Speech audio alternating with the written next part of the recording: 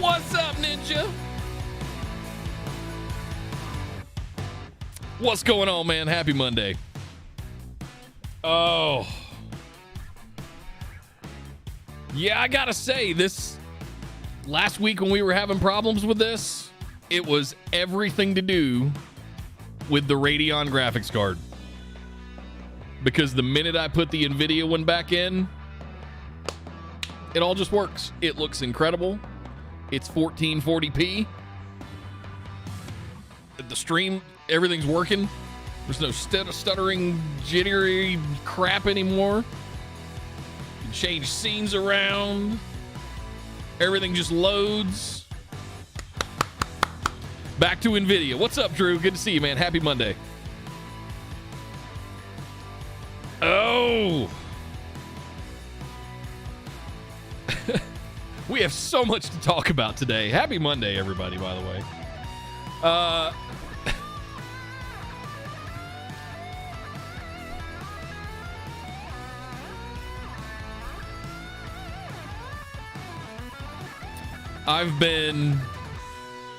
I've survived my first week as a homeowner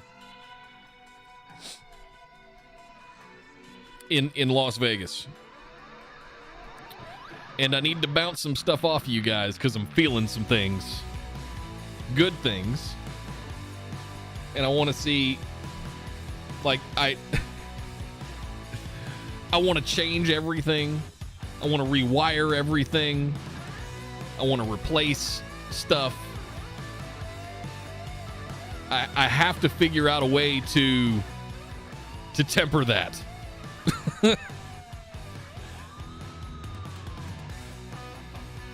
That's gonna start hurting the credit card after a bit. Whew. And I wanted to know, does it ever go away?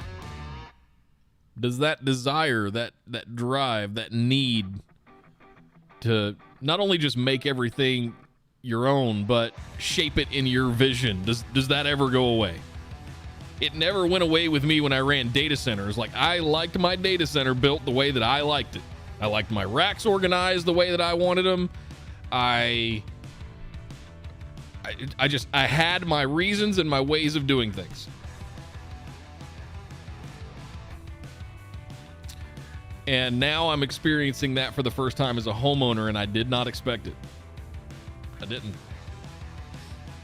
Esther and I repainted the entire 3-story house, the inside, not the outside. We did that. We repainted, or we redid all the cabinets in the kitchen and the master bathroom have all been painted. Lacquer painted for the cabinets. It was really cool. They did it with like a spray gun, like you were spraying a car. Beautiful to watch. We replaced the countertops in the kitchen. And we're probably going to we've got enough slab left over to do the master bathrooms at some point. But yeah, this changing out the vanities, changing the toilet seats, redoing the plumbing, new garbage disposal, I want to change the sliding glass doors, fix all the screens, put the right fans in, change the blinds. Like does it ever end? Does it ever go away? Probably not. There you go, Ninja. Short answer, no.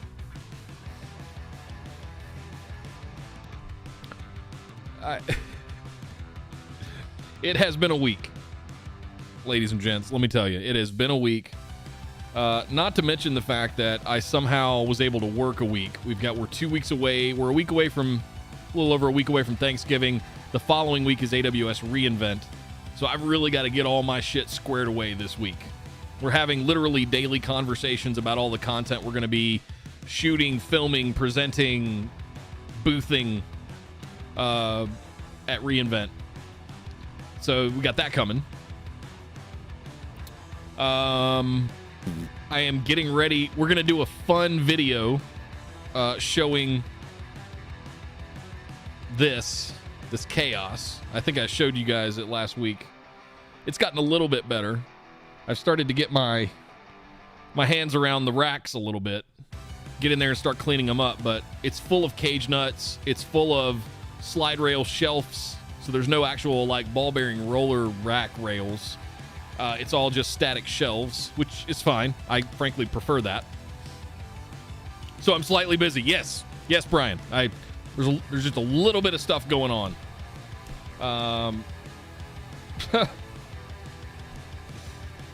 I got to get back to making videos. The last video I put up was the sort of cloud decision tree, but I've got a plan to start breaking out sort of 3-part video stacks that I wanted to talk to you guys about as a way to go into 2022 with more of a plan and not just whatever thing pops up out of nowhere. So the first series that we're going to, the first threesome, bad choice. The first triplet of videos that we're going to make is Azure NetApp Files. So we're going to give you a sort of talking head executive vision video of that. So I'm going to make that one with the backdrop of the chaos. That's going to be fun. Hoping to get that out this week. The next one is going to be sort of a architectural and design overview of how you look at something like Azure NetApp Files as a managed high-performance storage service, and what considerations you would take into mind for capacity pools, volumes, snapshots, backups, multi-regions, and the pricing and the tiers, the extensibility, all of that stuff. Take all of that into account so that you can prepare sort of like a pre-design, pre-workshop around Azure NetApp Files so that we can showcase like all of the flexibility that we have of it. And then the third video is actually we're going to build it. We're going to build a multi-tier application using Active Directory integrated Azure NetApp Files. So my hope is to get all of that out in the next month. I'd like to get to a point where I can crank one of these out a week. I just moved. I've been here a week. We're still unpacking boxes. Like 2022, my personal goal that I'm giving myself, this has absolutely nothing to do with NetApp. My personal goal is to get a video on the channel once a week. Period. Doesn't have to be about NetApp stuff. Doesn't have to be about any particular one thing. So I'm looking at ways to expand into other areas of how can I help other creators? How can I help other enterprise folks with speaking engagements, with all of that stuff? You ever wanted to start a podcast? Let me show you how. It's not as hard as you'd think. It's incredibly difficult. It's easy for people to say it's not as hard as you would think, and I'm one of those. But I've got 10 years of experience doing it. It's incredibly difficult to get your head around how RSS works and how podcasting, hosting works, all of that stuff. So all of this stuff, I really want to, and there's this kind of differentiation between, do I do some of this as Data Center Dude and some of it as Orbital Jigsaw, and how do I differentiate the NetApp content from just the consumer side content that I'm working with, lab stuff that I'm doing as Data Center Dude that is irrelevant to NetApp, stuff that we're building here at home. We've got to build the workshop again, so we're going to have some live build streams, some IRL streams. That's all going to be kind of part of the content calendar for the next 12 to 14 months. So I'm excited. one of the reasons we moved here. I hate that I don't have fiber anymore, but that's a... Come on, CenturyLink. Get it together. You're a mile away. Run that last little bit of fiber. I'm in a giant neighborhood. You would have buku customers overnight. Run the cable, please. So lots of stuff to do content-wise. We have a lot of big plans for reInvent, not next week, but the week after Thanksgiving. And then the week after that, we're going to have a lot of content that's going to come out. AWS is real particular about other people posting and streaming other content to take eyes off of reInvent because they're AWS. So we're playing nice, right? We're going to shoot a lot of stuff that'll be part of an event that we'll do the week after reInvent. So keep that in mind. But it's going to be fun. I can't tell you guys what exactly we're going to be shooting, but I'm going to be heavily involved in it. It's going to be a lot of fun. Yeah, how is Thanksgiving next week? I don't even know where the year went, Brian. I'm like, the last thing I remember, really,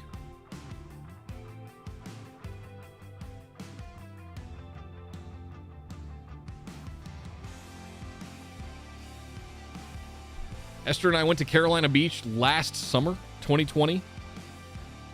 And that was an event for us because it was the first time we had gotten out of the house in like 6 months. We went around Labor Day.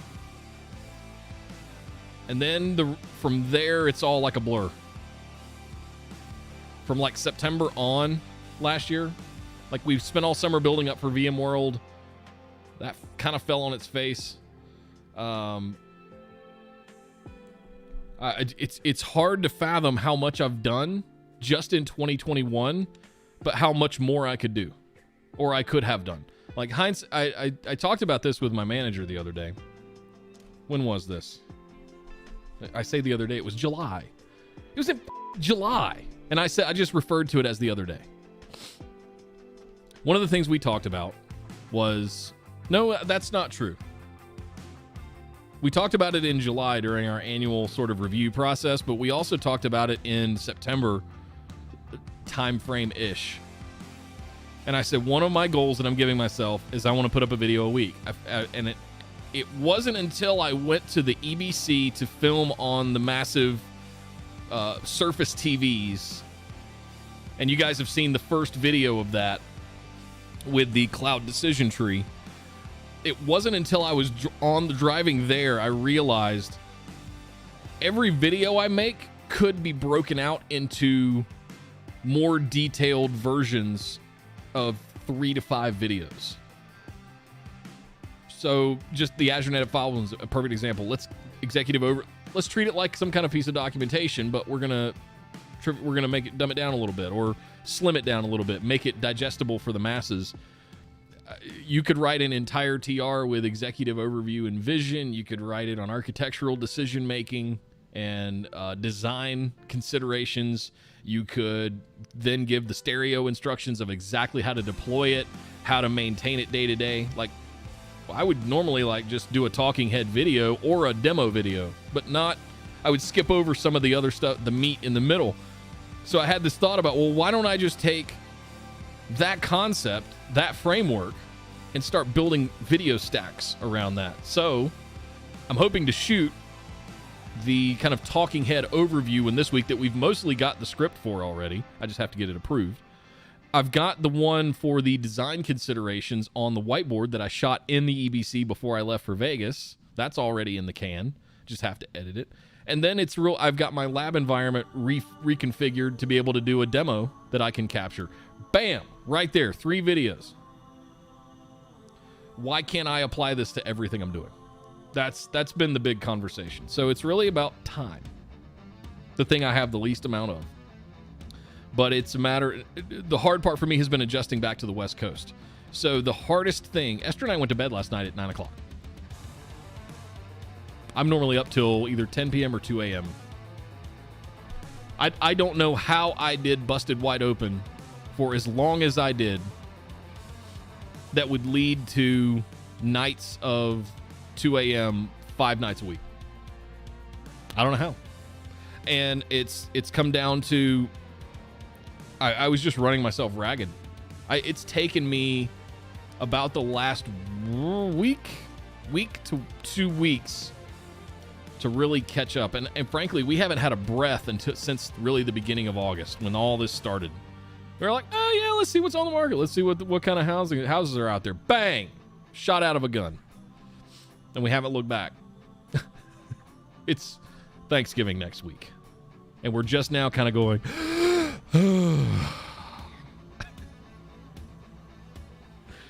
I need to do more videos.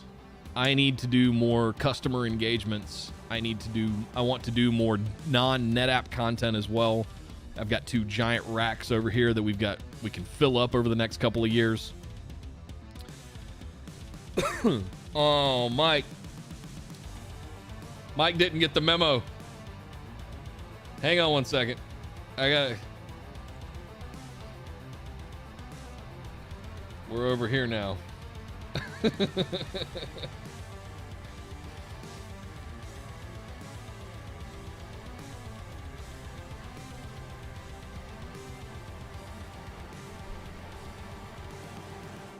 So anyway, lots to do.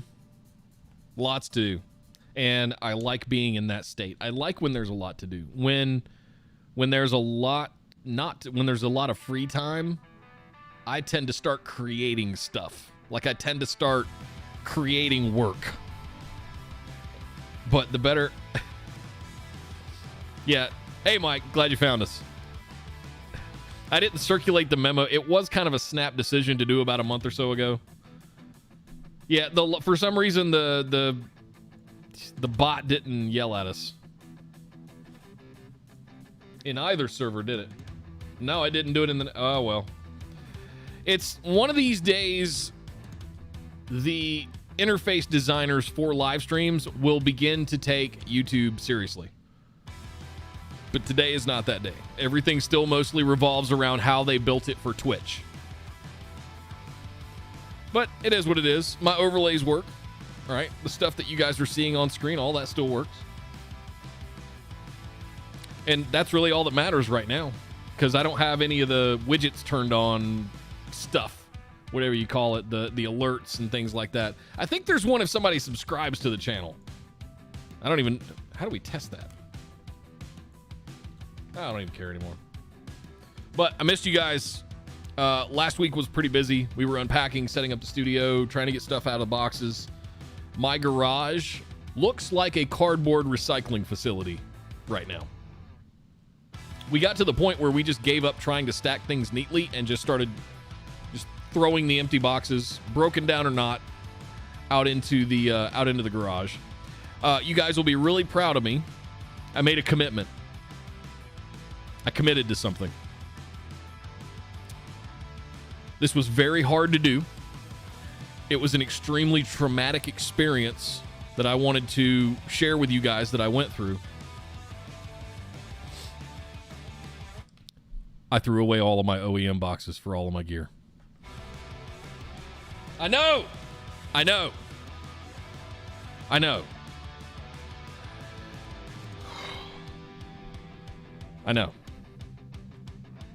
Shed a tear. Pour one out. What I came down to was, I'm going to be here for 5 years. Do I really need to keep the little white cardboard box that my Cloud Lifter interface came in? No. Was it very handy to have, to be able to throw it back into the box and sit in a pile for the packers to pack? Yeah. Was it necessary? No. So I told Esther, bring home one of those boxes of the 40-gallon contractor bags that are like unterrible. You literally have to cut them with a utility knife. They won't tear.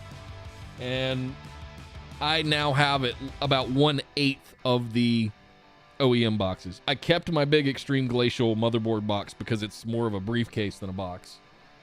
I've got... here's the way I did it. Anything that I kept my 3090 box too. That was the one big exception I made. But the 2070 Super box, it came in handy for the move. I was able to take my 2070 out, put it in there, and then it got lost in another bathroom's box. It's neither here nor there. Shut up, Drew. Don't tell me that.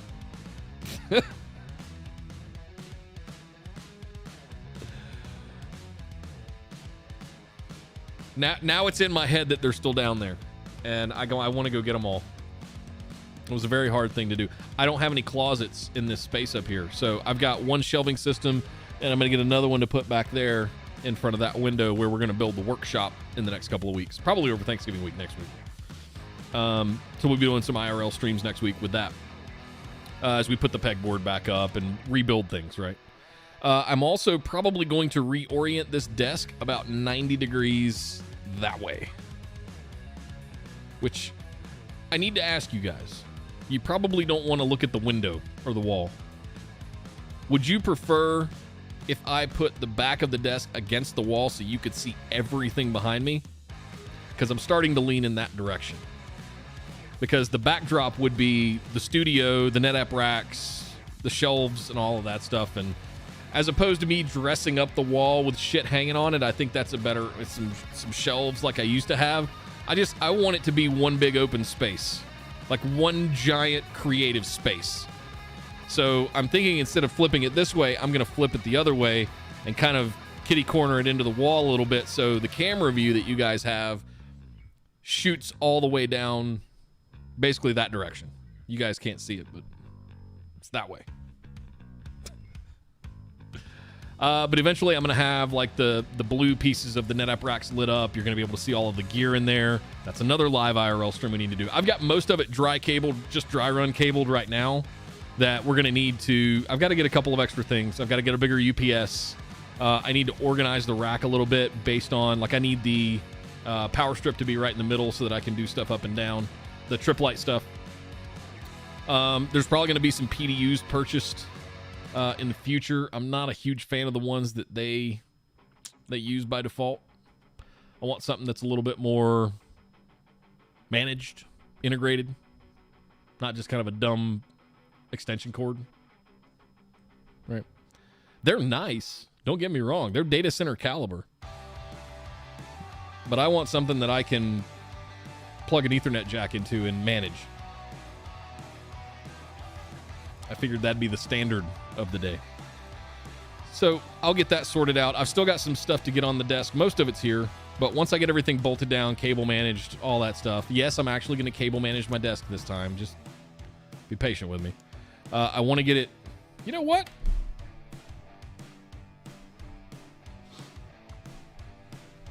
Let's have some fun.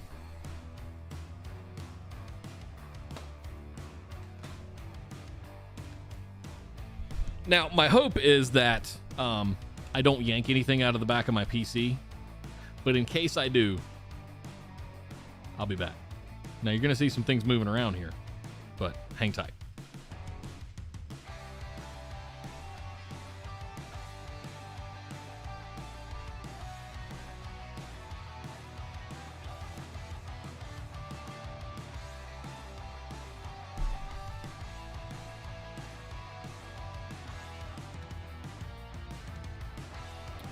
We'll do it in production.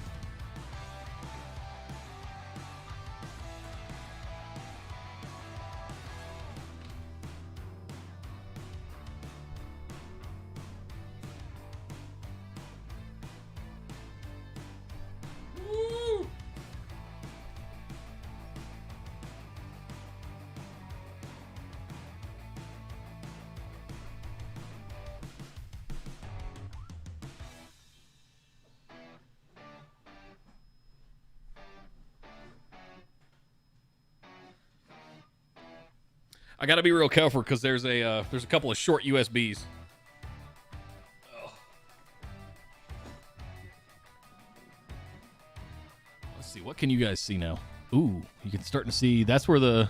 Which way? That way. So the TV is basically going to be up on that wall. It's right here on the floor right now. You can kind of see it. Oh, I got to show you guys that stand that I ordered that Jason recommended as well. All right. Let's see what kind of clearance we got now. Oh, yeah. Oh, we're going back.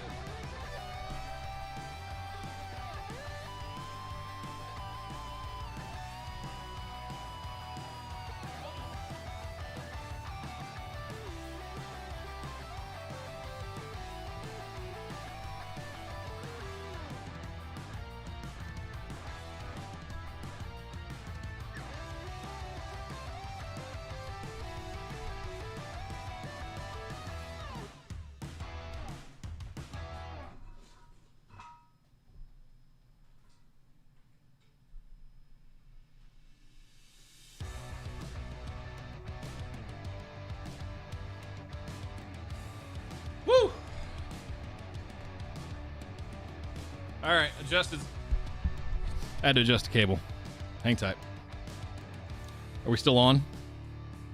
Looks like it. I had to unplug a monitor and plug it back in, and then everything shifted. You can see, yeah. I'm wearing sweatpants in Nevada. How about that? All right, we're almost there.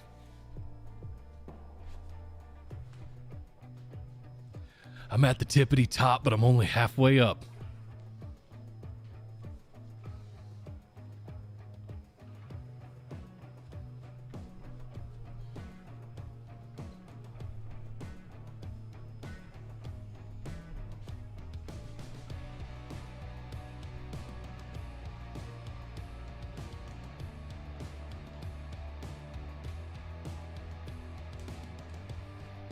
Okay.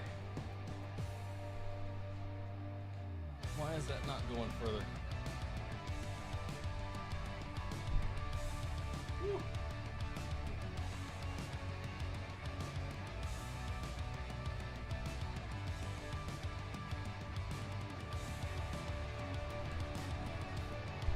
So that's about as far as I can get it without unplugging stuff, but you guys can kind of see back there now. That's kind of cool. That's a much better look. No, I like this better. And frankly, I'm probably gonna switch off the Handycam cameras and end up going with a nice DSLR with a wide shot. So I really need to get this not exactly in the corner, but sort of off a little bit, so that I can get it back a little bit more, and then I can put a wide lens on. We'll be good to go. Whew. Man, I'm tired of moving shit. But we've got blinky lights now. Look at, it's getting there. Poor 10 gig switch is just barely hanging on by a shelf. Oh. Okay, so good news, bad news. I powered up the A200 in the shelf the other day. On first power up, I got really scared.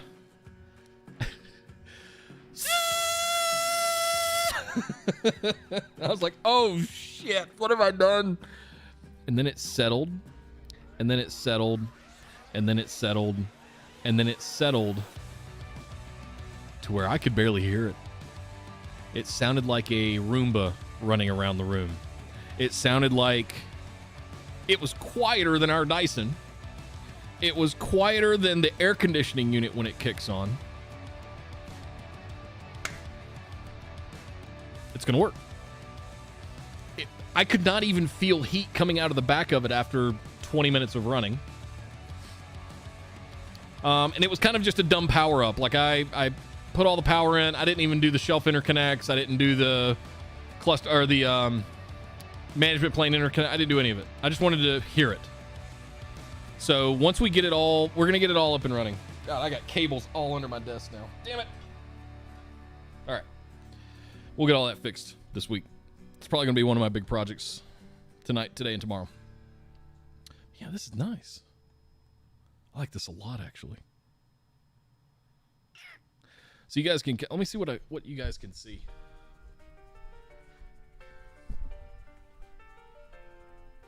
All right, so give you a little tour. Does this finger work? That finger works. All right, so Jason, there's your mount right there. And what we're waiting on is to see if the 85-inch actually fits downstairs. If it does, this is the 75 right here behind me, and I'm going to put it on this stand and put it up on this media center.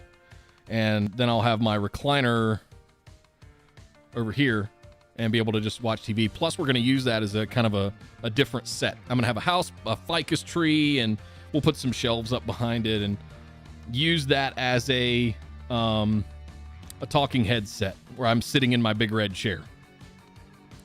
And then, so the stairways when you come up, right? There's posters, WoW posters, and I think there's a Ronin one of De Niro, and Arnold of Total Recall is in there. I've still got to sort out all the consoles and the media center stuff, but yeah, once that's all done, I've got my crash cart for my for the just standing desk right there. The Plex server is still running on the laptop. We've got to sort that out over the next month or so. I've got all the guts. We just got to get the chassis, that rose wheel chassis, $150, whatever it was, and then we'll start putting the i9 motherboard in. It really all hinges on Mega PC, which I don't know if you guys. No, it's back there. It's back behind the TV. Oh, yeah, don't mess that up, Nick.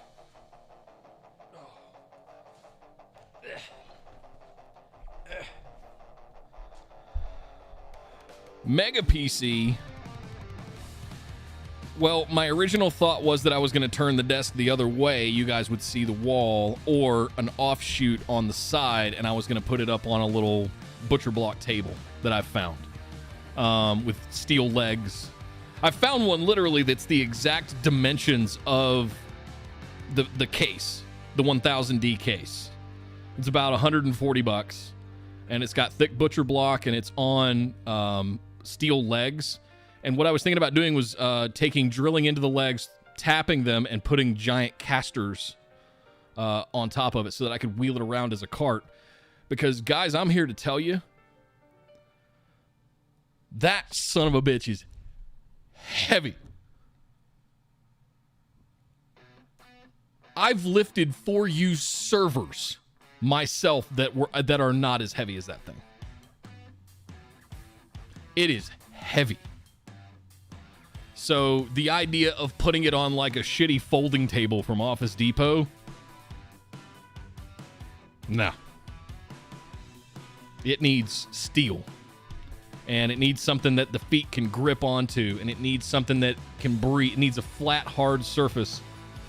I ain't even put the fluid in it yet. And there's two giant, thick 480 millimeter radiators in there. A giant reservoir. It could take up to 2 liters of water in there as well. I have to tell you that putting it back into its original box was one of the hardest parts of the move. For the teardown side for me. Everything else was trivial compared to that. But getting it off of that table, and I have to give it to the folding table. It sat on that table for months. And the table's fine. So maybe a table is the answer. I don't know. What I was very happy about is I found one that was a little bit larger dimensions. It gave you an inch on each side, front, back, side, of the size of Mega PC. To sit it on. Plus, I think it'll look really nice. It's got an extra shelf, or I think you can add a second shelf under there to store stuff. So I can put stuff like the bottles of liquid, anything related to it. You can put dress-up stuff on there, whatever you want to.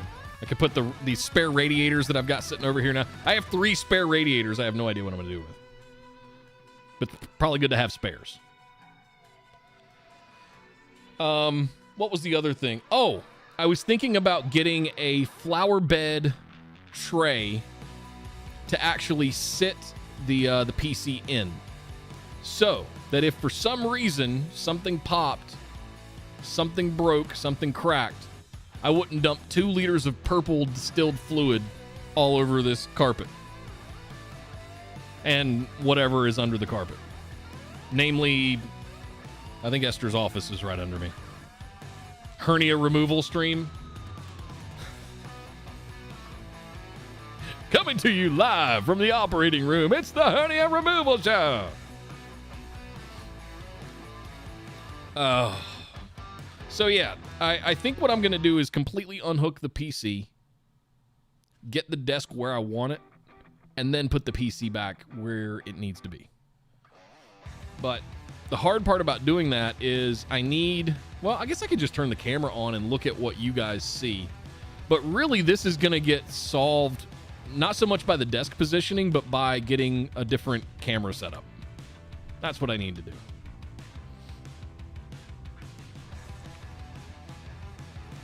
Can you guys hear the AC? That's pretty loud.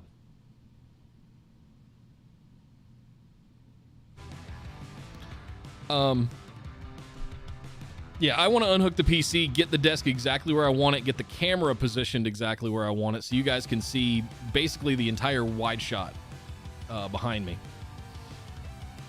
But I also still kind of want you to be able to see over there the workshop, so it's this weird... That's where I need the wide angle. I need you to be able to see like 270 degrees of what's going on in here. As long as it doesn't like crazy distort anything, being fisheye and all that.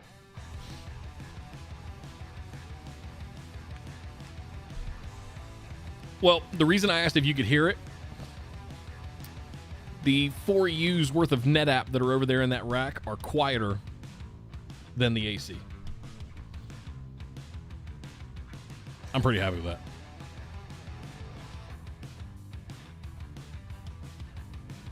Yeah, that's the thing, Jason, is like, I'm not really sure what lens to get. I've got the lens, so I have the Canon M50, which is what I'm going to use, and I've got the lens that I use to shoot my videos with.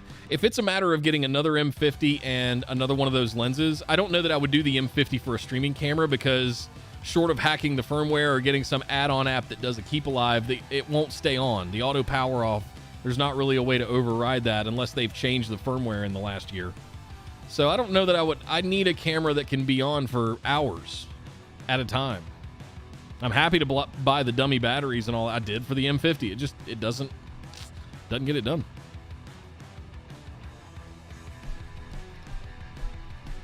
So yeah, figuring out what to do with camera stuff is going to be one of my, for the stream setup at least, is going to be probably one of the top things.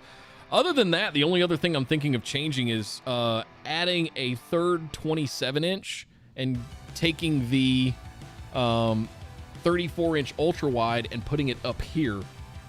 So ultimately, I think my camera and light are going to be kicked off to the side, and you guys might be getting sort of a side profile as I'm... So basically, it would be like I was talking to you this way. But the desk is going to be oriented a certain way, and my 34-inch will be up here, so... Right? And I could always look around and do that kind of stuff, but I think it's going to require me moving the camera and stuff around. I want the 34-inch up there so that I can have either Plex or YouTube or something else playing a I like... People listen to music when they work. I have movies on in the background. Most of the time, they're movies I've seen 100 times. Lord of the Rings, Star Wars, Indiana Jones, Bond, whatever. But for some reason, it centers me. And if I need a breath, or if I need to think about something, I can, and I just look up. Right? Oh, there's definitely camera stores here. But if I walk in there and go, yeah, I need a live streaming camera, I don't know if they're going to be able to do that. It would have to be Camlink compatible, because the Camlink Pro is going to be in the Mega PC. That's the other thing, is like some of the little peripheral stuff are going to change. I did not put the A10 Mini back on the desk. We'll probably have to sort that out at some point, but I'm not with the Camlink Pro with 4 Camlinks basically. Do I really need that? I've got 6 50-foot HDMI to mini HDMI cables. I don't really need an A10.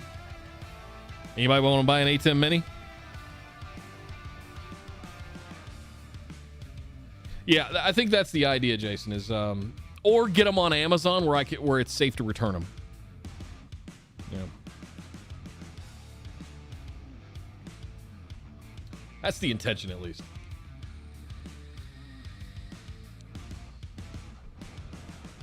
The real thing to figure out first and foremost is finding the camera body that makes the perfect streaming camera. I don't want to point and shoot. I don't want any, but I want it to have interchangeable lenses. I've heard amazing things about the A7 III. I'm not doing the M50 again, Zach. What's up, man? It's good to see you. I've got an M50. I shoot my videos with an M50 on 4K. It's beautiful, right? The problem is it doesn't have this. It'll auto shut off after 30 minutes. Did they fix that in the Mark II? Is that what you're trying to imply?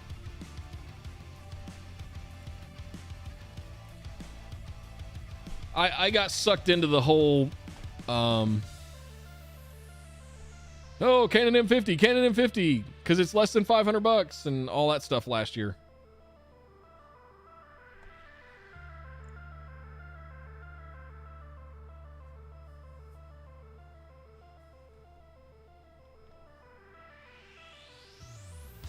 Powered by that. See, that's the other thing that I'm looking at. I don't want to have to deal with batteries and battery packs and dummy battery packs. Give me a stupid USB-C cable. Call it a day.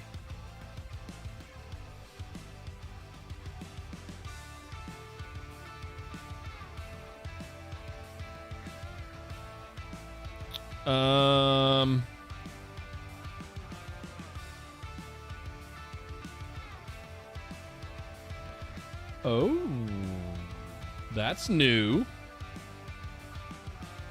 Not that.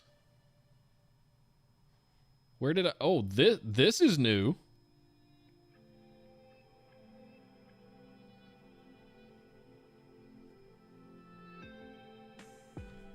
But I'll say anything that I've shot that I wanted to be 120 frames, I did with my phone, and it's turned out beautifully.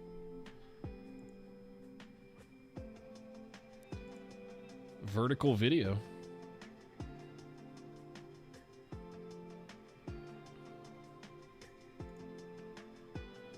Clean HDMI. Okay. Live streaming on YouTube only? What? Are they talking about encoding a stream directly on your camera?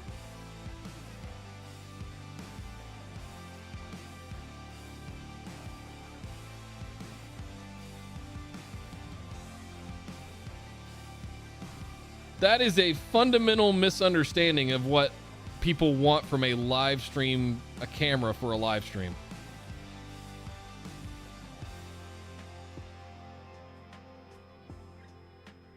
I think for a decade, companies and hardware and software think that people want to upload unedited shit to the internet. That's what Facebook and Twitter, you can do that, social media. But if I'm putting something on YouTube, it better be well produced and it better be edited and cleaned up. Otherwise, nobody's going to see it.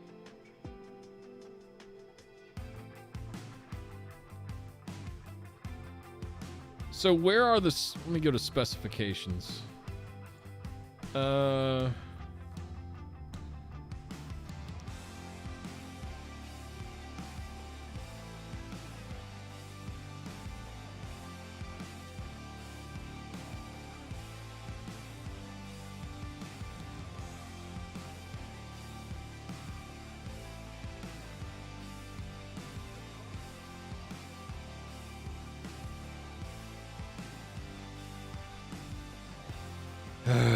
I wonder if Camlink compatibility. Where's that the thing? The camera check. Camera check. Canon.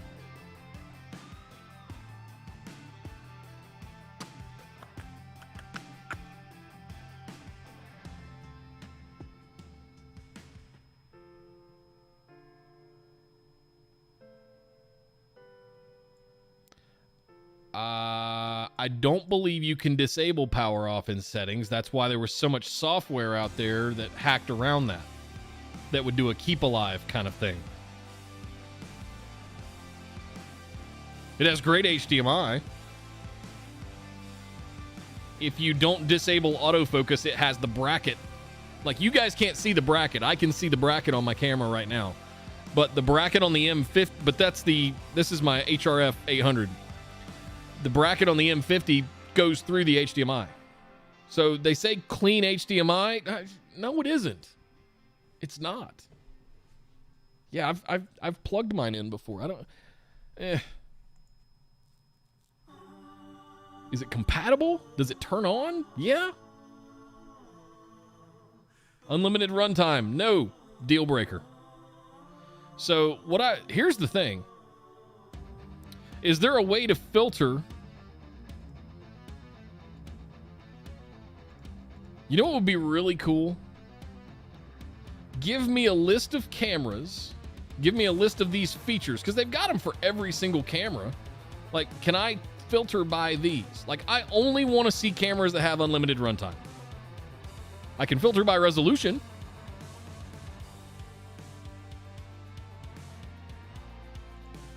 They are absolutely... well, the reason they don't want to do that, Drew, is because they're fearful that people will leave the camera on for 8 hours and burn up the CMOS sensor.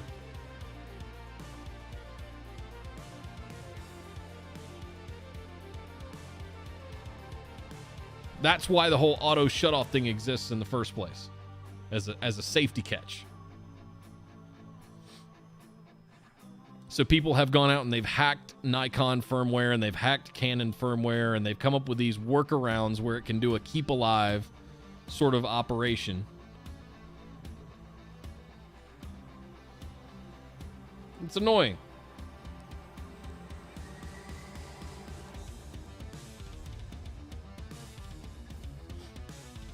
There's another part of me that wants to get like I've got 2 GoPros right now, but I want to get another one. But I'm thinking about putting GoPros up in the very top corners, so that any given time I could switch to the like wide shots.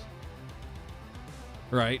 There's part of me that wants to put a GoPro on the rack somewhere, and these are like initial seeds of thoughts of ideas. They're not even like fully baked. But I'm thinking about taking 2 GoPros and putting them up in the corners of the studio crisscross, so you could see different angles, different perspectives, and maybe another one that shoots back toward the workshop. That might be the third one.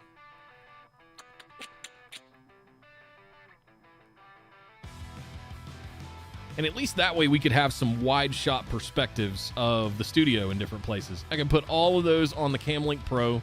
Hell, I've even got room in that machine for a second Camlink Pro if I wanted to. You can have 8 Camlinks. The 90D is cheap. Yeah, I'm not necessarily looking for cheap.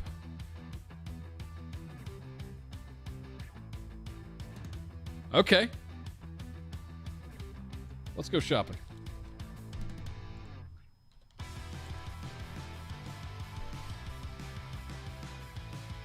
That's not cheap.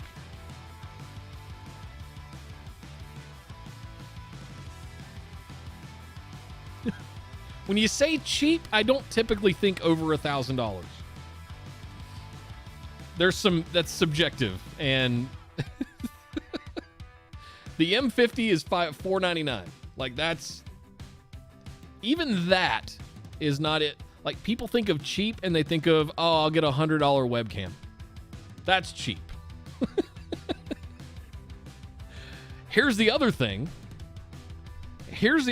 that we got to look at, guys. I mean, we were just on the website. Is this a real solution? Is there Drew, I know you have one. Jason, I know you have one. I would love to know if there's field of view adjustments you can do with the camera.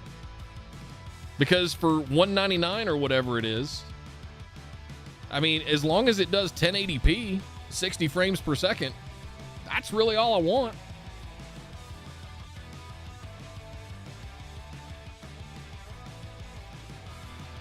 f2.4, 24 millimeter focal length. Full frame equivalent. Okay. All right. So what do we got here? Image perimeter sharpness reduces blah blah words and stuff. Okay.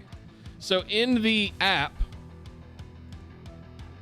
it's a virtual crop. All right. Yeah, I'd love to know.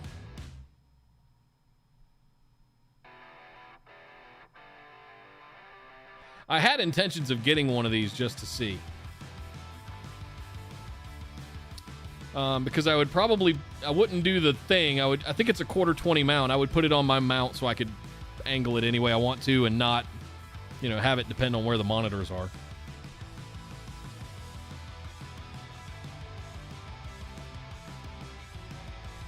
Ooh, what do we got here?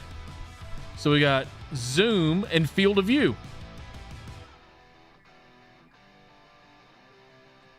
Okay. Now, what I'd be curious is if you pull that all the way out, does it look kind of like what I am right now, or does it pull back? That's kind of what I'm thinking about.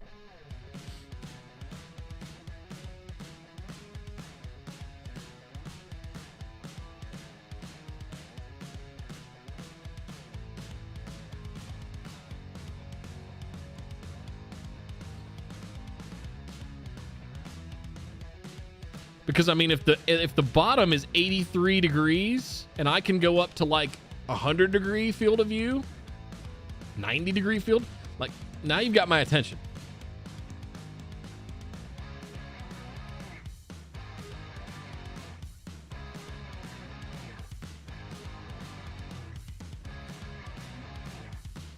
Okay.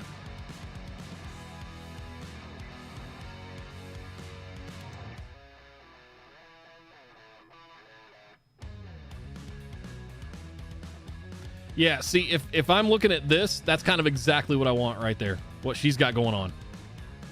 That's a nice big wide shot.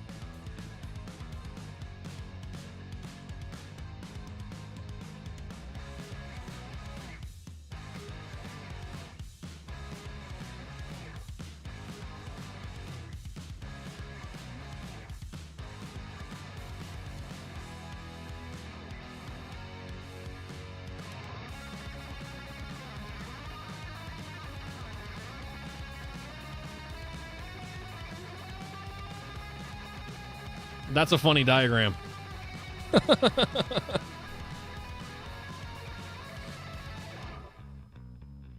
Doom. Tech specs. Here we go. Let's see. Field at 80. Okay, so max 82 degrees. Okay, so if you look at like what's the Logitech one? C920. It's got like a 70 degree field of view, and that's good. This has 82. That's pretty good. I don't know what this is right now. I'm assuming I could probably change some. I'm wondering if I could change some picture settings on this thing and make it closer. But we'll see.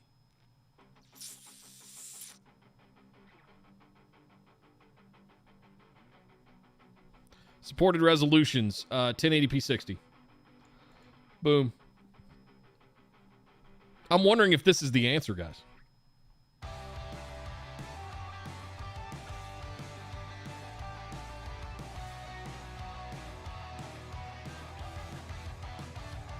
Drew, I know you've been using yours for a while. If you had to give it a 5-star rating, what would you give it? Has it gotten the job? I've seen you on camera on a couple of times. Is it worth buying one just to see what it's like? Elgato face cam.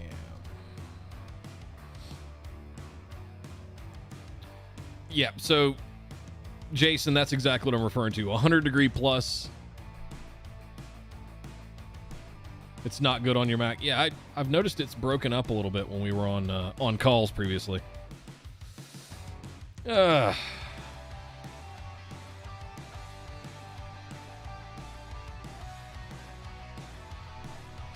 Oh, the A7 IV is out as well? Shit. Yeah, that's...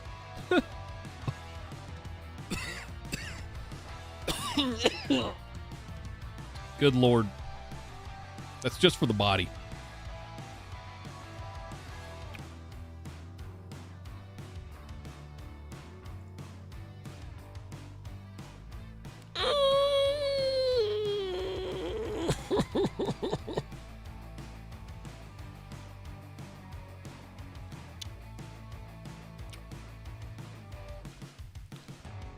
Does that say $4,000? Yeah. Yeah, that's just not an option. Yeah, no. Just, nope. I need a refrigerator. More than a webcam.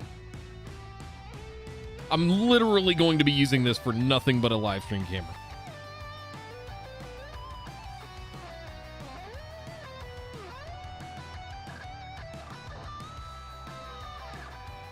Yeah, that's just not an option.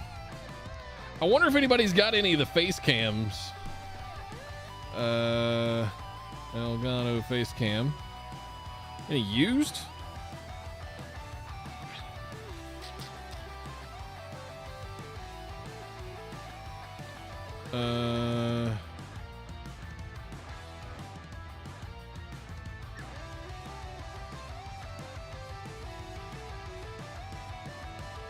Oh, I'm sure it would defeat the M50 in a heartbeat. But I got something else in mind.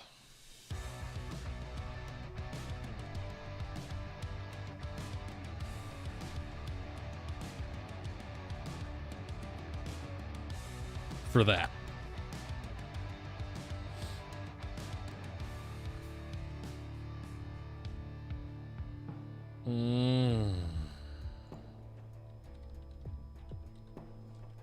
What?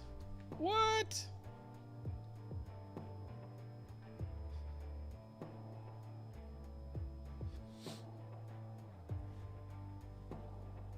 It beats the Black Magic?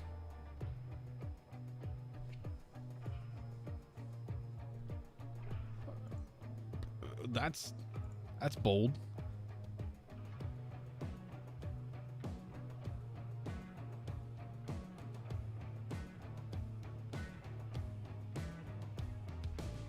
Where is it? Products. Cameras. Pocket Cinema 6K. I think it's nope, it's this one.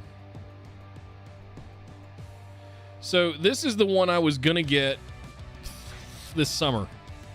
The glass was just not available, and there was no Outlook. And I was waiting and I was waiting and I was waiting.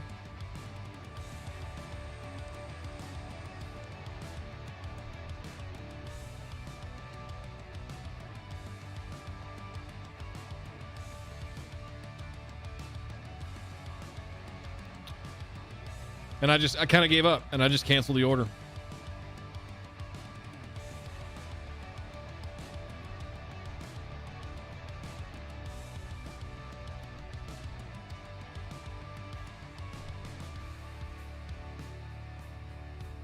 Check out the dude you linked in Discord. Look at that freaking lens. Jesus Christ.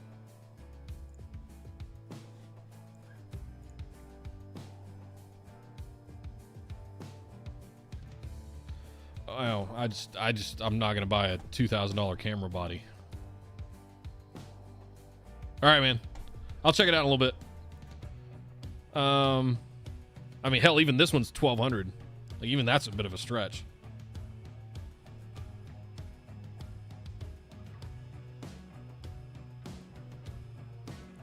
But this is the kind of stuff that I have in the back of my head is like this is this what I need? This is what I need for videos, right? This is what I want to shoot videos with. Am I going to put this on a tripod that never moves and use it as a streaming camera? Heck no. I'm not going to drop $5,000 on something that's never going to come off the pole. That's just... there are people that do that and that are that baller, and it doesn't make practical sense to me. However, to shoot videos,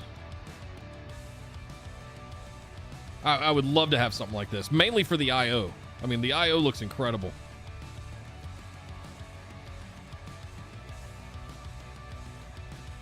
Like XLR mic support? Are you kidding me? I'd love that.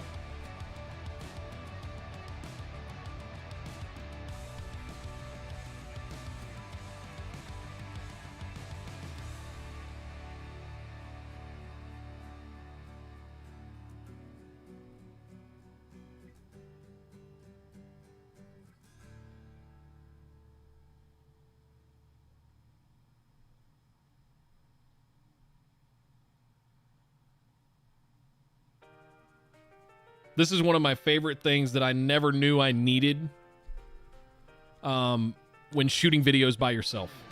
So the Canon app on my phone allows me to really just control when I'm going to start and stop recording. I can also tap on it to change the zoom or the focus. Excuse me, focus reference. It's night and day. It's a game changer.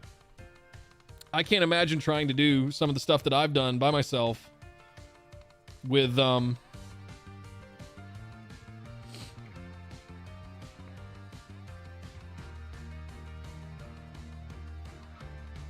sec.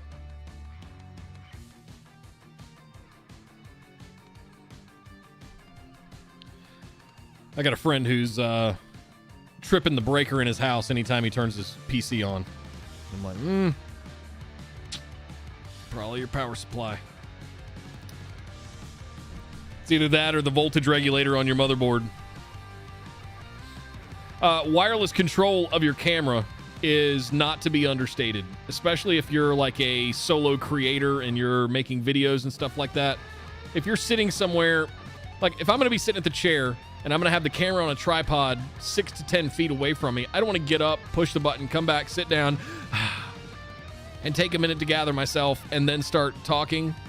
If I have to reset the teleprompter, all that stuff.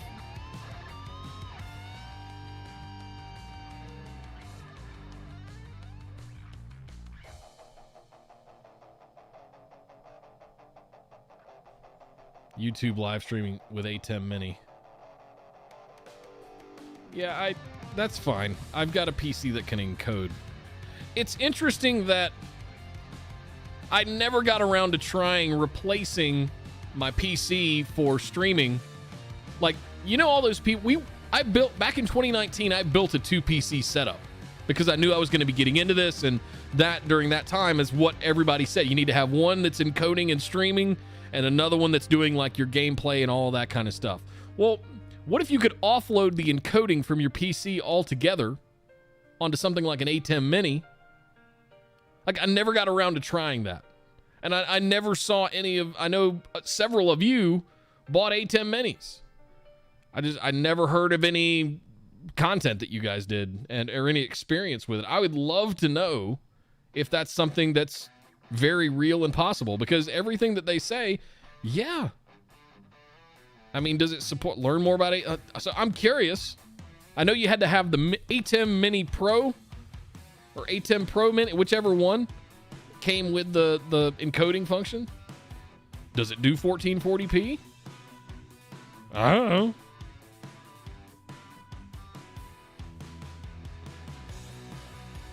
But it would be pretty cool if I could figure out how to just get rid of OBS. That's effectively what this replaces. And you can have all your camera sources coming in to one place.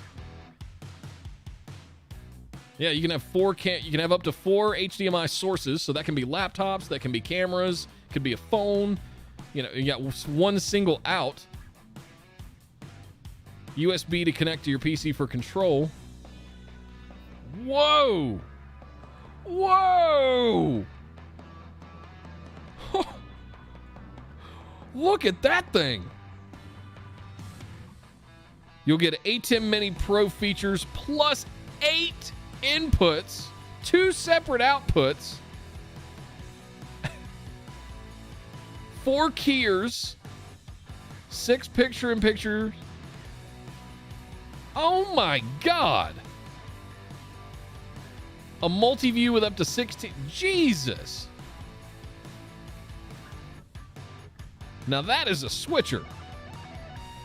So this is the one I have, the Mini, the very first one they came out with. I bought one right away. It was like $250, $199, something like that. I was like, oh my God, that's amazing. It's like, this is before they had the Camlink Pro, but you've also got some of the stuff like transitions and chroma keying and all for green screens and stuff like that. You can do picture-in-picture. We used it last year, early 2020 at London for Insight to do some picture-in-picture stuff with demos. So we'd have a laptop main screen, kind of like what we're looking at right now. We'd have a full screen capture, and then we'd have a little picture-in-picture of a camera input. The thing you couldn't do with this that I can do with OBS is what you guys are looking at. The little overlays and shit like that. The graphics packages and whatnot. That extreme looks extreme. I'm scared to see how much that thing is. Where's a where to buy? I gotta see how much that thing is. ATEM Mini Extreme. Whew.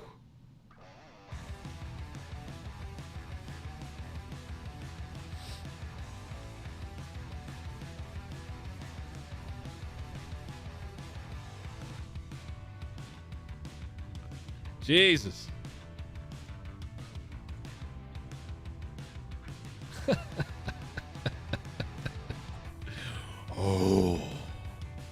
Oh, it's extreme. I want to see this.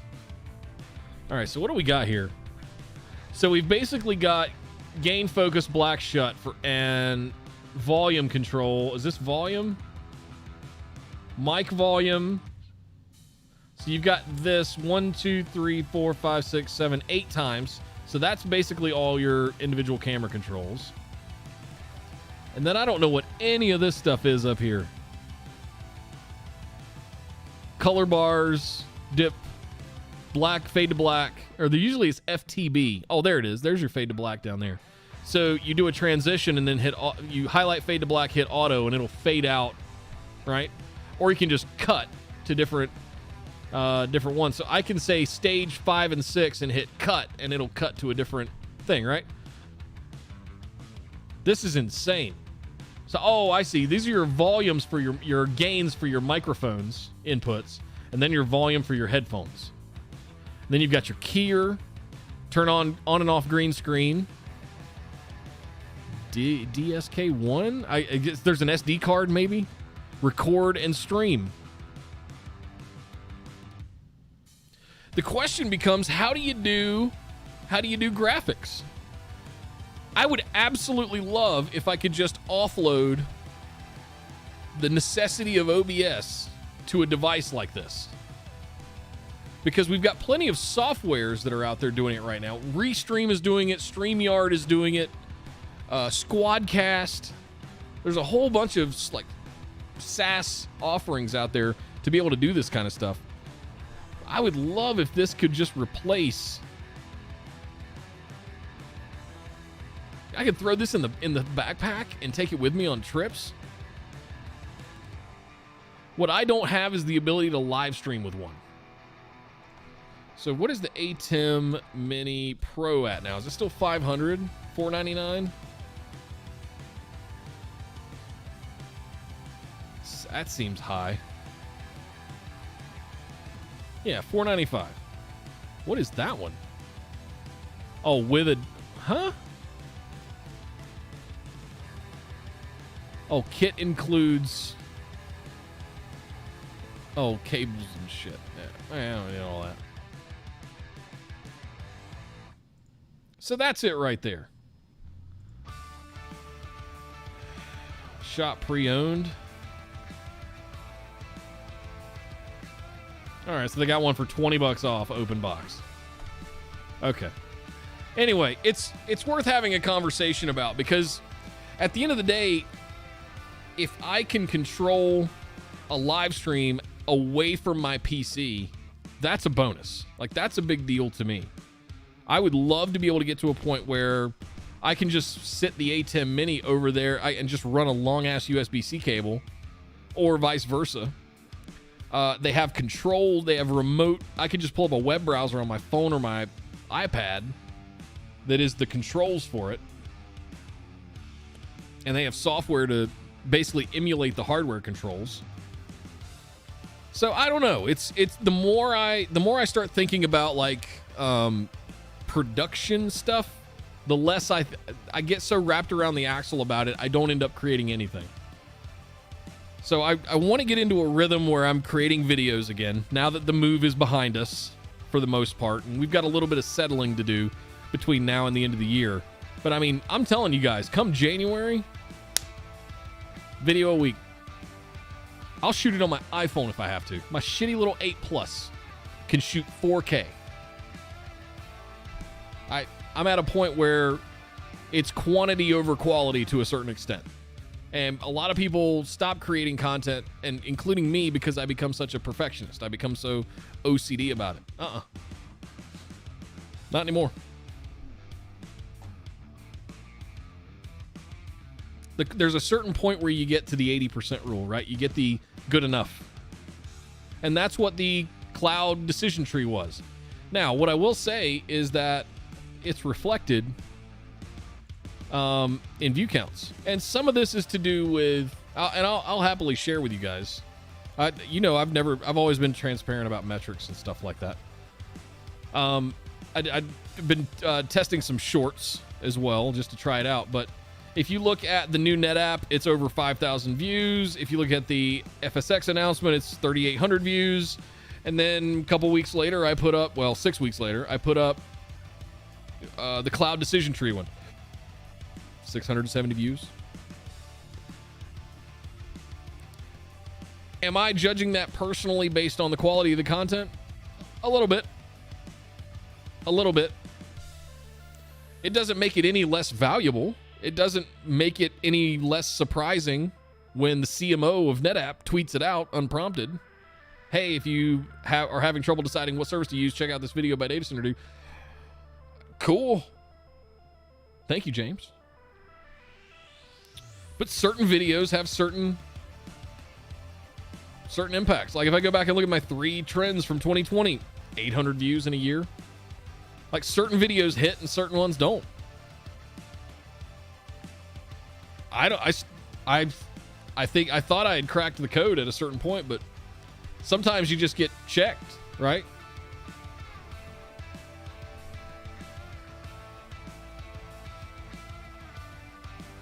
Anywho.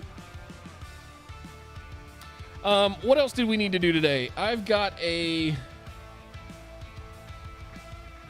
what did I want to go over with you guys? Going over the desk stuff, the studio update, videos, reinvents coming.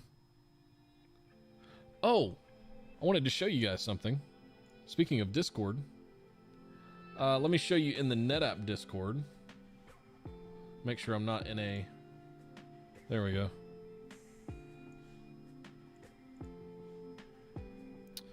So Discord added something called events last week. Events are basically it's a reminder engine. And we can create events now for just about everything. We've also got this in the Orbital Jigsaw community as well, that most of you guys are in.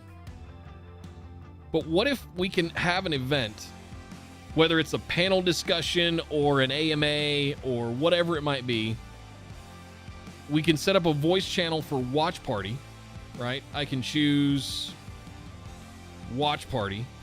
We can go next, and then we can just fill this out as an event topic.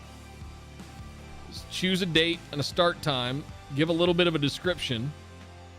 So let's do Nick test event. And we'll do this on, let's say it's today at, let's go 3 p.m. This is a test event. Please RSVP accordingly to let us know if it is working correctly or not. So we can put, 1,000 characters in there?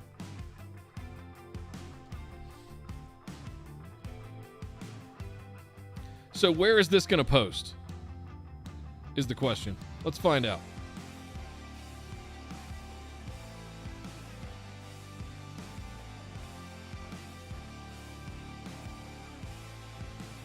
Cancel event. You can link directly to the event.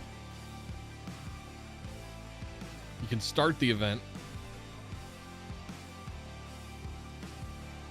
But does it spam anywhere?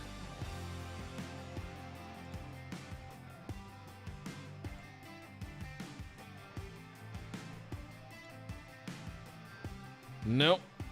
So how do people know, other than one event, That's the question. Like, how do we, okay, so if I do the link, copy direct link, just chatting, let's see what that populates.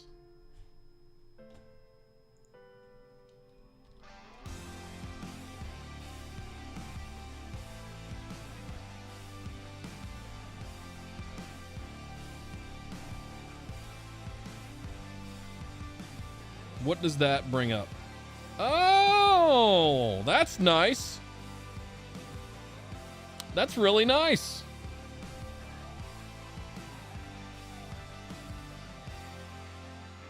You can't even click it.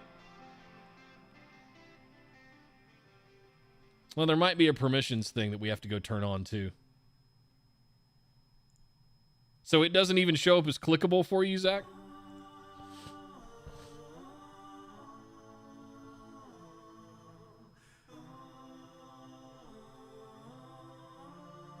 All right. Let me peek at something here. Roles, member, permissions, view channels. Are there special event permissions?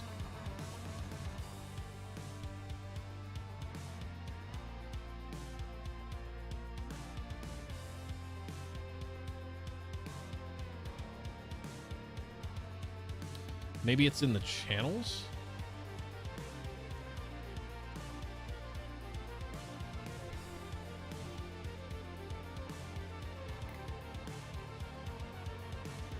Create private threads, read history. Allow members to create, edit, and cancel events in these channels.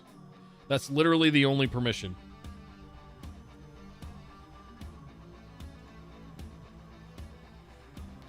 So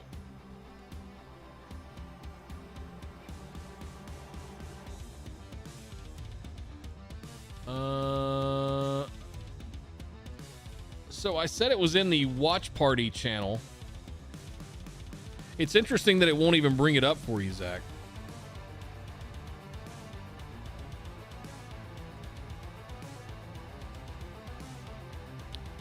Because it's not like we have. Yeah, I don't want to see that anymore.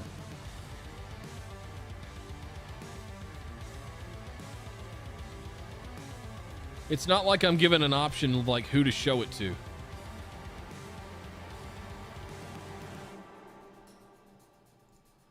You know what I mean?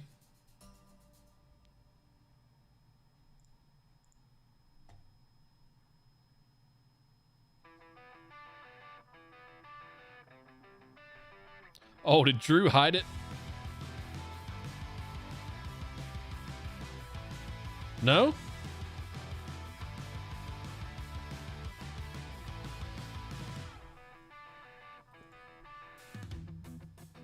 I mean, it's linked to the...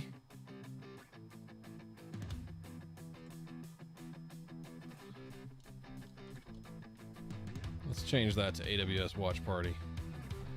Let's see if it does it for the same... Yeah, okay, it updated it. Oh, I didn't want to go in there. You can see it, but it's locked. Maybe because it hasn't started yet. Are you able to, like, click on the interested button? That's really what I'm trying to figure out. Like, the whole idea is for people to be able to RSVP to an event that you'll get a reminder notification about, so that we can begin gathering people in this way. But I'm wondering if it's not available until the time that I set it for. But it should be there for everybody. Do you see this one event up here at the top?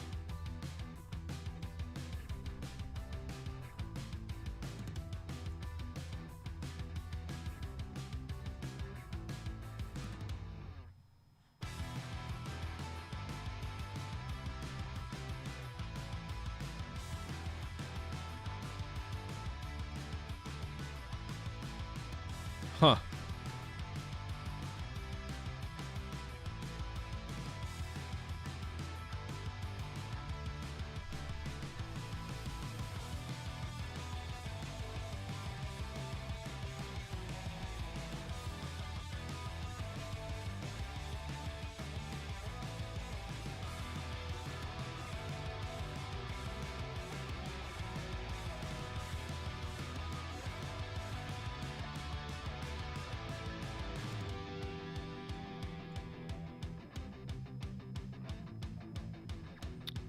Interesting.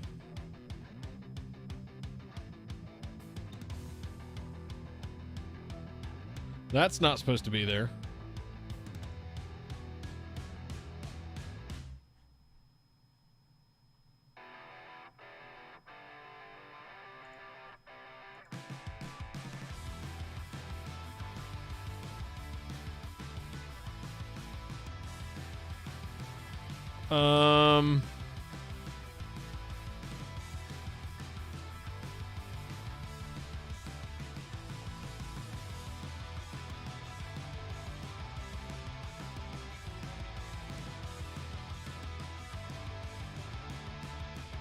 So now if I go to the edit category permissions. So I don't want you guys to speak in these watch party things. So you can connect, but not speak, basically. Don't turn on video. Launch an activity in the voice channel. No.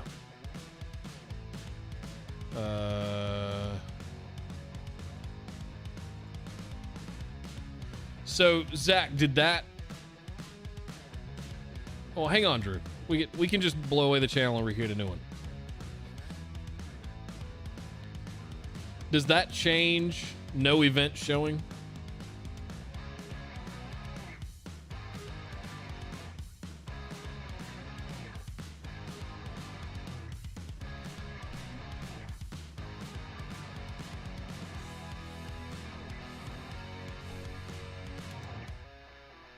Do you still have the padlock in front of the AWS watch party? You were in it a second ago. So I'm assuming you can join it now. And that it's not going to be padlocked the same way.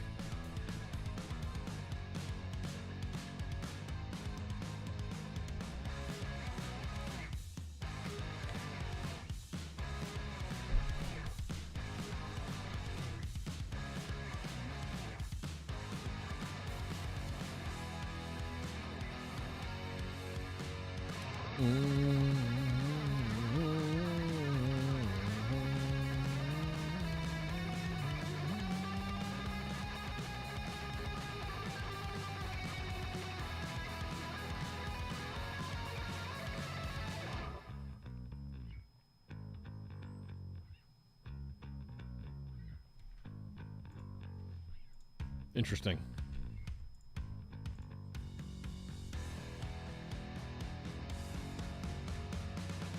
Yeah, Drew and I will have to figure this one out. There's something spooky's going on. Wonder if it makes a difference over here. Voice channel. We really don't have any voice channels over here anymore. Yeah, let's hang out in the AFK channel. Testing events at 3 p.m. Test of events in Discord. Click the links and stuff.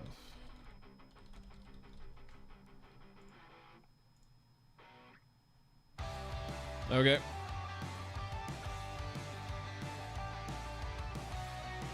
So Zach, see if that one works any different for you on the Orbital Jigsaw Discord.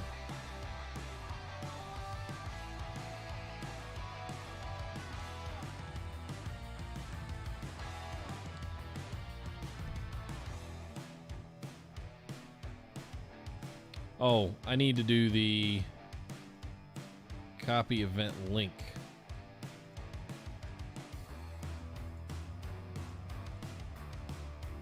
Oh, 3 people.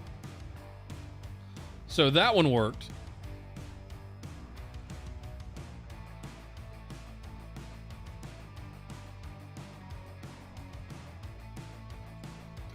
Yeah, up at the very top, you should see one event now. Yeah. Or that link will bring it up.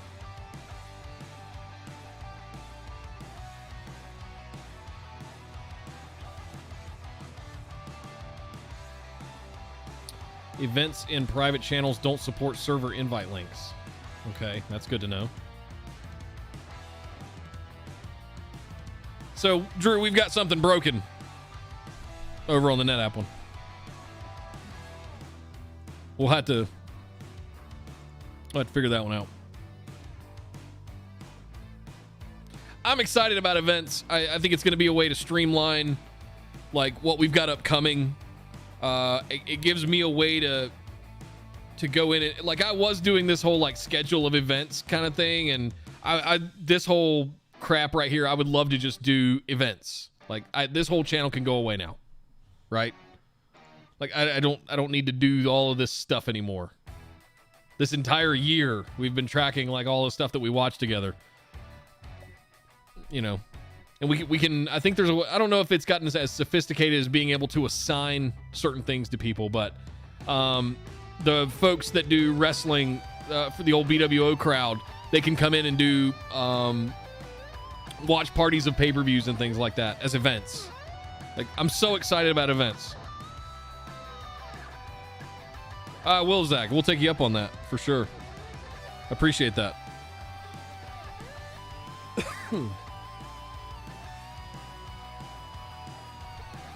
I guess I can mark both of these as done. If anybody's ever wanted to know, it's just 2 tildes for markdown for strike through. And we've got reInvent coming up. And I don't know what else is going to get streamed. They've already said no BlizzCon next year. So I think reInvent might be, as it usually is, the final event of the year. I would love to start really using Orbital Jigsaw for all consumer-facing things. Apple gaming, NVIDIA GPU-specific stuff, and use the NetApp one for all enterprise stuff. We might, for certain, like Microsoft and AWS and Google have certain crossover ones, but I'm seeing more of the enterprisey stuff happening, or the cloud stuff happening on the enterprise side. I see fewer and fewer people interested in enterprise stuff in Orbital Jigsaw. So I'm wondering if that's the, we're going to try that probably for 2022. We'll just separate things out a little bit. So welcome to the NetApp one, Zach, by the way.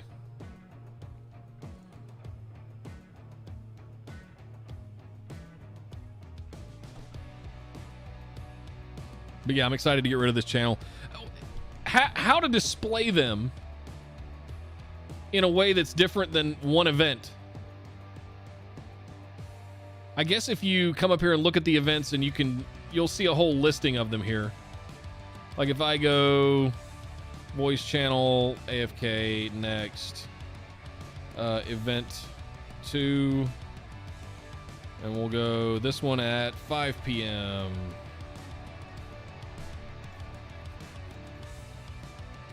And I create another event, AFK, next, event 3. We'll do that one at 8 p.m. Event 3.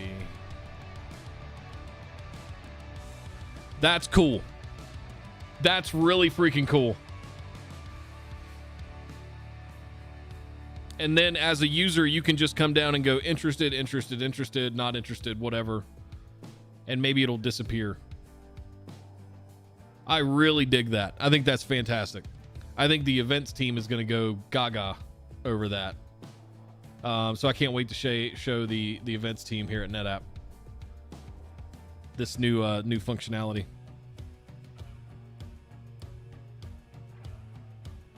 As a matter of fact, let me grab a little screen grab of that guy right there. Hopefully my Teams opens on the right screen. Teams has been giving me all kinds of trouble lately.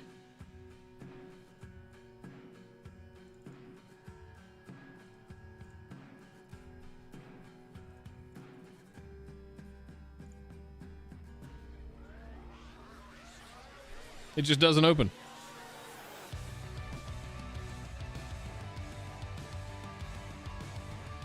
Oh, it took clicking it 2 or 3 times.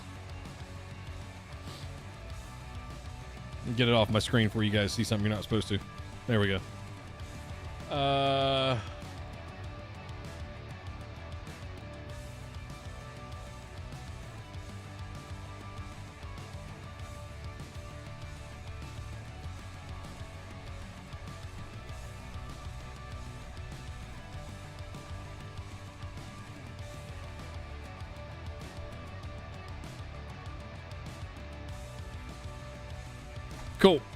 I'm anxious. I'm anxious to get that set up. Especially going into like 2022, we can already start looking at the calendar and when certain things are going to be, start populating all of those. And the beauty of this is that when you click interested on an event, you'll get a notification or two leading up to it to let you know, hey, don't forget this is coming. And when we start the event, you'll know what voice channel to go to. You'll get a notification that the event is starting. I don't have to spam everyone. It'll just be the people that are interested. What I would love to see is the ability to, like, in a certain event, I want to ping everybody and just say, hey, everybody that responded that's interested, send them a message or mention them. But there's no way to correlate who marked themselves as interested without having that's one thing I've got to figure out. Start event, edit event, cancel event, copy event link, copy ID. What is the ID? Oh, okay. So it's just something else that, like a message or a channel or anything else, they have their own IDs. Like, if you had told me 6 months ago that they were going to come out with this thing called Threads and it would be as widely used as we've seen it taken up, like, I love this. I love Threads. I am now a huge fan of Threads.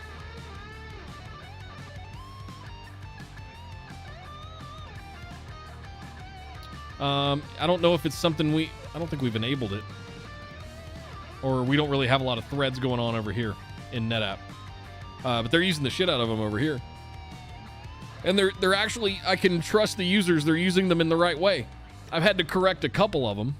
I think one of the guys wanted to do an individual thread for every series of the Major League playoffs. And I was like, why don't you just make one thread for all the Major League playoffs? Oh, yeah. Okay. Little administrative stuff like that is easy. Let's see. What does the audit log show for the event? Does it show the event get created? No. Just spamming me on and off live again, which is annoying as hell. What were you saying here is that you're currently debating on a new rack. Do you pay $3,000 for an acoustic one?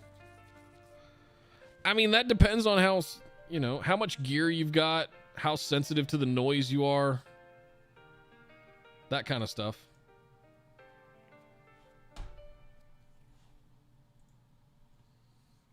Because I can tell you the A200 and the 2246 that I've got now, I fired them up the other day. I don't know if you were in chat when I was talking about this. And they were scary loud when I first powered them on. Like, zzz, just as loud as you could go. And then it ramped down about 4 times and finally got down to an idle noise level. And it sounded like a light vacuum cleaner. It sounded like a Roomba running around the room. Very, very. I know what that sound is, but to somebody that didn't know what it would sound like an AC unit running. It sits at the top of the stairs right outside your room. Yeah, but is there anybody else in the house that gives a shit? Like, are you actively getting complaints about the noise that your rack is generating?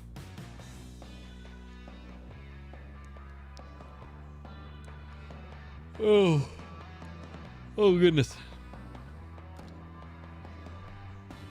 Because if not, are you trying to solve a problem that doesn't exist?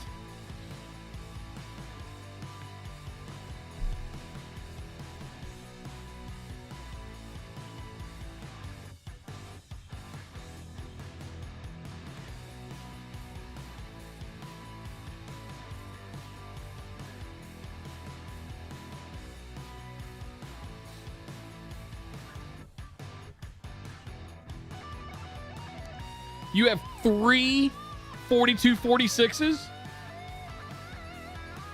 Good God, man. Are they full? You know what's funny is I think that's what you and I were in, like the radar Discord or something, and we were talking about that shit. Most are used to it, but tempted to move it downstairs as the rack is turning it. Yeah. I will say that if I had a backup plan of putting these two 42U cabinets in the garage, if for some reason they weren't able to get them up here, but by God, they got them up here. I don't know how they did it. I will say that I have tried lifting one of them up to adjust the legs or the casters on the bottom. Them sumbitches are heavy. I have no idea how they got them up two flights of stairs with sharp 90-degree turns at the top and bottom of the staircases. Like, I don't know. And they did it twice. Those guys were tipped very well. They were taken care of. There's no way in hell those things would be up here without them. You're looking to add another shelf, you're running out of storage. I don't think the number of shelves are your problem. It's probably the capacities of your hard drives.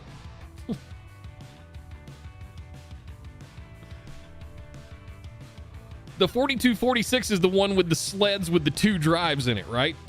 Is that, am I getting my model numbers right? Has it got the 2 drive sled in it and you slam it all the way in? Not slam it, obviously, but shove it. I can't remember which ones. I thought it was a 4400 series shelf where they had 2 discs side by side in one sled and you just slid the whole tray in. Is it the 4486?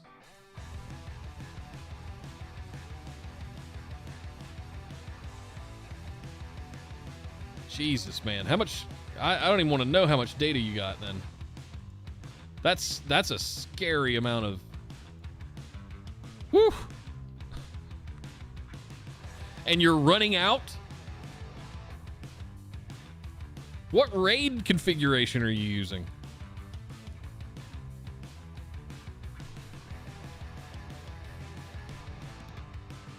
And where the hell did you find all those 16 terabyte drives? I want some of those.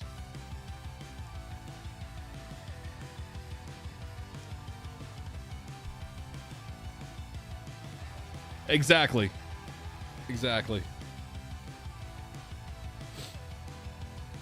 So I'm hoping that maybe on one of the fun streams later this week or next week, I can get that thing cabled up. Well, the first thing I want to do is get the rack sorted out so I get it organized. Because right now you can kind of see my 10 gig switch is just sitting in there. A couple other switches are just sitting in there. Like I need to get them. The thought had crossed my mind to pick up a Nexus 5K, a 5010, but I know how low those sons of bitches are. RAID Z3.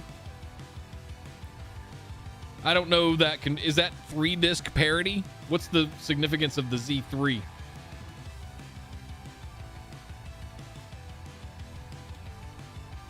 Let's look. Let's learn. RAID Z3. I've never heard of that one before.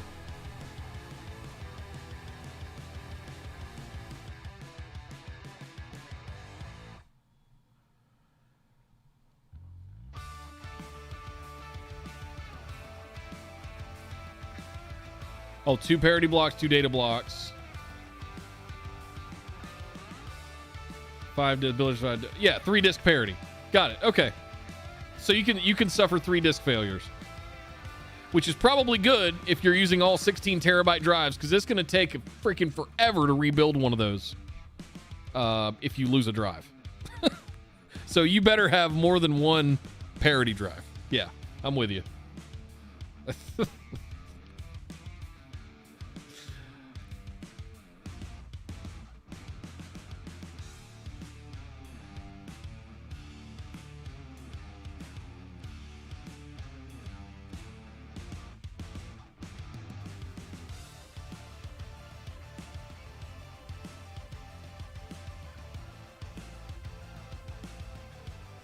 So I think I used RAID Z with FreeNAS 2009, 2010. One of my first kind of home theater PC experiences was on FreeNAS. I had a FreeNAS rig, and then I had Windows Media Center that was pulling off of SMB. Tempted to turn on dedupe. It depends on if the data is all movie files. That stuff isn't going to deduplicate well.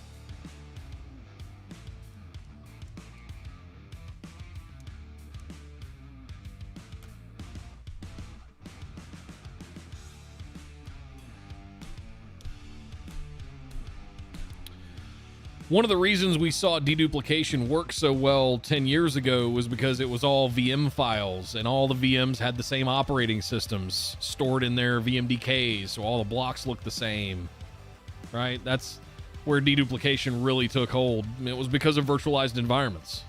Virtualization, I saw 80 to 82% deduplication on my VMware data stores, those volumes, when I would turn it on. It's crazy. But it makes a lot of sense. With something like a bunch of media files, there's not going to be a lot of duplicate data there. So it really depends on what you're using that for. What else was I gonna? Oh, that's what it was. I was looking at a 5520 Nexus 5520 because I think it has 24 ports. It's basically a 2U switch.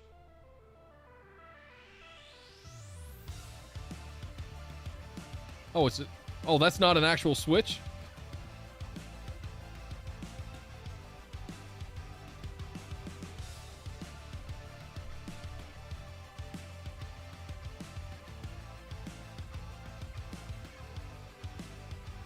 Yeah, but I mean, you can get a 5548 10 gig switch for $375. Untested. Yeah, I ain't doing that. Yeah, nah. But I can't imagine. What? A 5596 for $100? Switches to used products should be treated as such. Photos shown may be stock. I can't imagine how loud this thing is.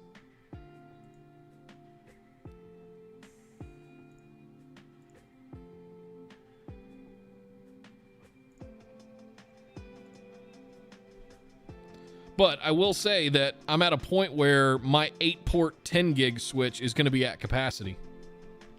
Between the Synology, my PC, the NetApp array. Yeah, the NetApp array alone is going to be 4, at least 2, if not 4 10 gig ports. Now, realistically, I could just cable up 2 of them because they're not going to be on separate switches in different racks.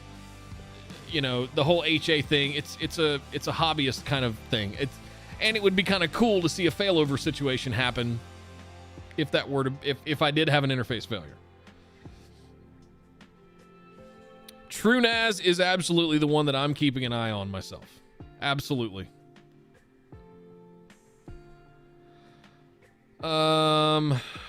Nexus.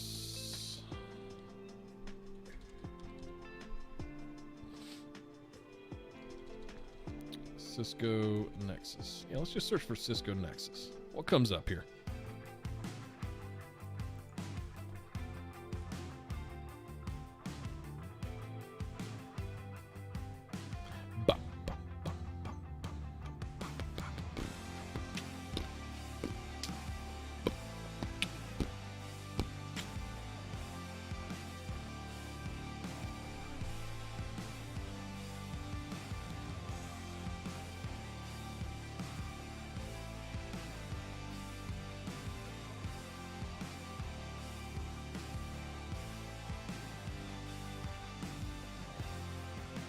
Damn. Oh, no. That's not what I want.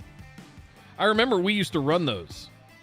So when we had a 5K, Nexus 5K, 5010s at the top of the rack, but we could also jump down and wire this up as an uplink and then have a 48 port switch basically right underneath it. So you could have regular gigabit with 10 gig right on top of these were brilliant. Whoever came up with the concept of fabric extenders, it takes a lot of what we used to do in big chassis switches and GSRs and brings it to the top of the rack world. I loved it. I thought it was fantastic.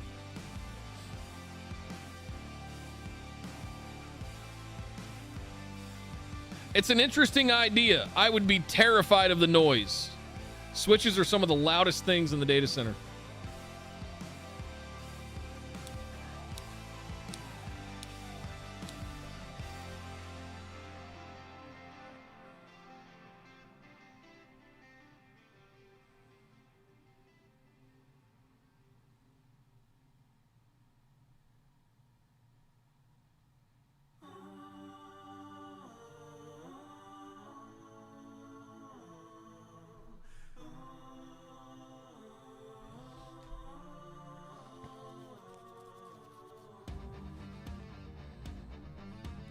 Yeah, I know.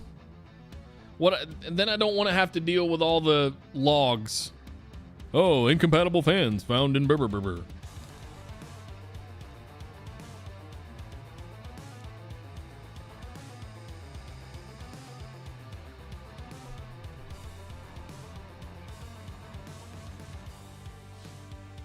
The thing I love about the microtics, and probably the sole reason I will stick with them, is that they're fanless. So I'll show you guys the switch I've been looking at. They have a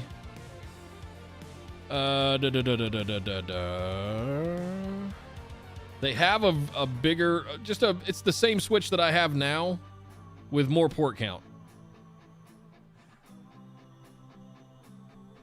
It's the CS, or is it CRS? I thought it was CS.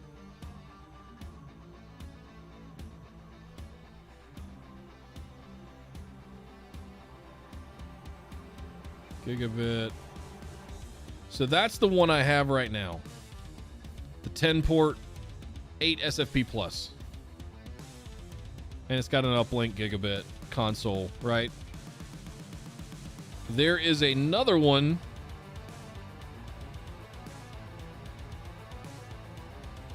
So this one has a bunch of SFPs, but it only has 4 SFP plus. Excuse me. So this is one I was entertaining.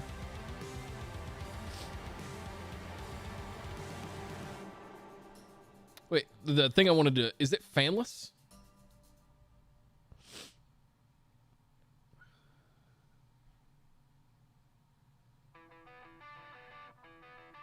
No, this one isn't even an option. I don't need 20 regular SFPs.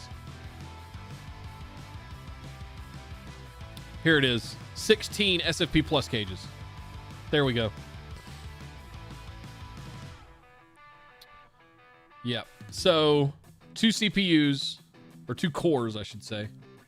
It's got a 32-bit ARM, 16 megs of flash.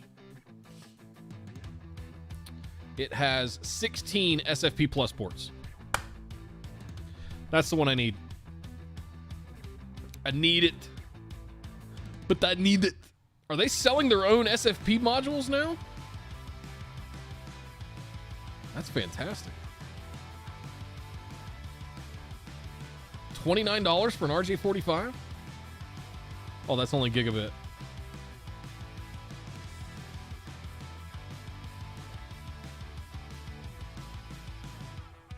Damn. Okay.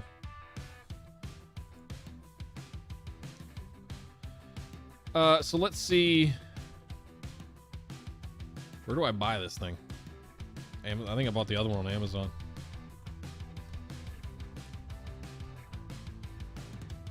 Tree Fitty. No, where's the thing I actually searched for? That's not it. And why are you showing me Aruba switches?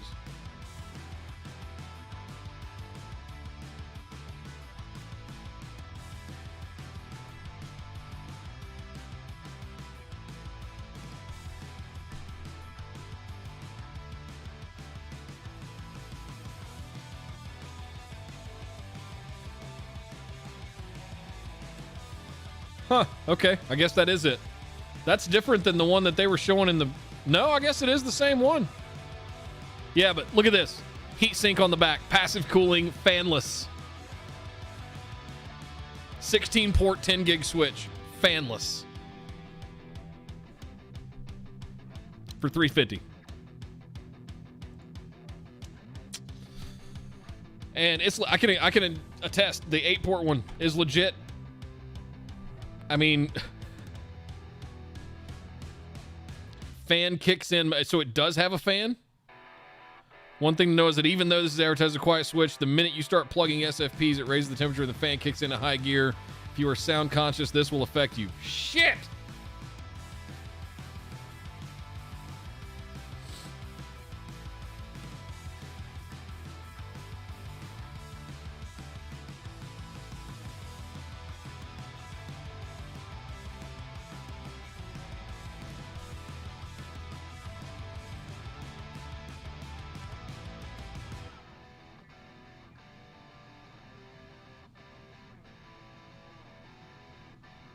All right.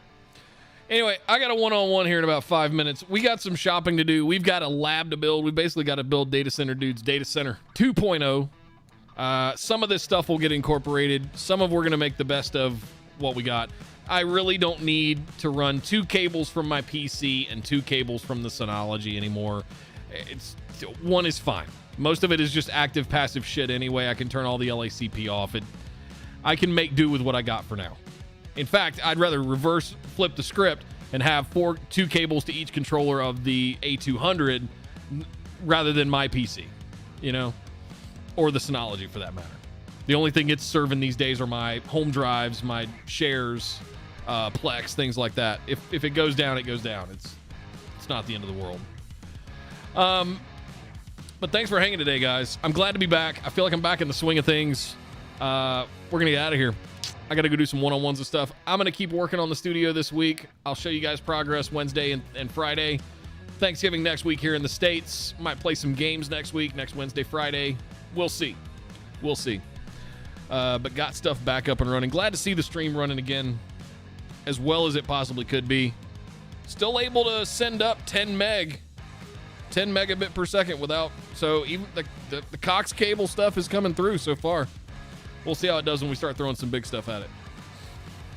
Anyway, guys, I'm out of here. Thanks for hanging. We'll see you guys Wednesday. Deuces.